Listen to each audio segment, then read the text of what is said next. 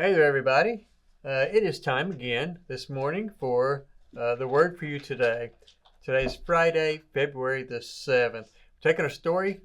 I'm taking a whole lot more than this, what they got. I'm taking ours all the way from Exodus chapter 3 and chapter 4. We're talking about the story of Moses. And you got to realize for Moses, it was just another day, just a regular day. Nothing was special about this day. Nothing was out of the norm for him. For Moses, it was pretty much the same routine every day of his life. He would wake up, he would take care of sheep all day, he would go to bed, and then he would start all over the next day. His years of growing up in Pharaoh's palace, I'm pretty sure right along the banks of the Nile, those were long gone by now. Probably about, seemed like a lifetime away from where he is here out in the desert. Here he is doing nothing but taking care of his father-in-law's flock of sheep out in the dry, dusty desert. Here he is. He's 80 years old. I'm assuming he probably feels like his life is pretty much over. Whatever dreams that he may once have had, they've all died by now. It wasn't a horrible life, though. In fact, it was a pretty peaceful life. In spite of his education and his learning there in Pharaoh's palace, he'd come to accept his lot in life and resigned himself to being a shepherd as his life played out. Then he came across this burning bush. God asked him a question, and this question is going to change Moses' life forever. You see, the sight of a burning bush in the desert may not have been all that terribly shocking or out of the ordinary, but when the burning bush didn't burn up, it wasn't being consumed by the fire, well, that got Moses' attention. So he went over to take a closer look at this blaze that would not stop. And at the moment he got near the bush, he heard the voice of God. It came from within the bush, and it called him by name. Imagine how Moses felt when God told him that he'd seen the agony of his people in Egypt, and he heard their cries for deliverance, and now he was choosing Moses to be the one that was going to deliver them, to lead them out. Just think about it. Moses had only led sheep for the past 40 years. And so it's really no wonder why Moses responded the way he did. He said, what if they won't believe me or listen to me? What if they say the Lord never appeared to you? Sounds familiar? But do you know how God chose to answer Moses' question? He answered him with a seemingly unrelated question. He asked him, what is in your hand? What's in your hand? Now Moses, you have to think, he must have wondered, why would all-knowing God ask him a question that he obviously already knew the answer to, right? So Moses simply replied, it's a shepherd's staff. And then God commanded Moses, throw it on the ground. Well, behold, Moses followed his orders. He threw the rod down, and you know what happened, right? Then the rod instantly became a snake. What is Moses going to do? Same thing I would do. Ran. He took off, hightailing it out of there.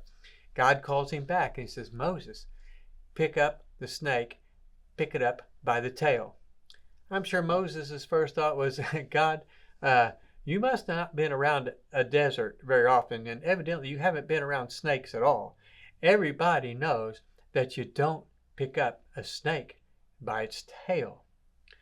But Moses cautiously reaches out in trembling, I'm sure, reaching down. He grabs the snake by its tail, and it immediately became a staff again.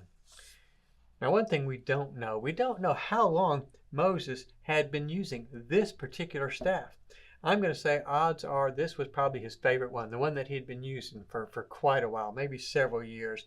Most likely he'd grown familiar with it, with all the nicks and the grooves. It's probably been worn down by just the handling, and it was probably a smooth stick at this point in time. But his staff represented a whole lot more than just a walking stick. You see, first it represented his identity, like a stethoscope to a doctor, or maybe a tool belt for a mechanic. Moses' staff was the most recognizable symbol of his occupation as a shepherd, his career, his job. And then secondly, it was a symbol somewhat of his income.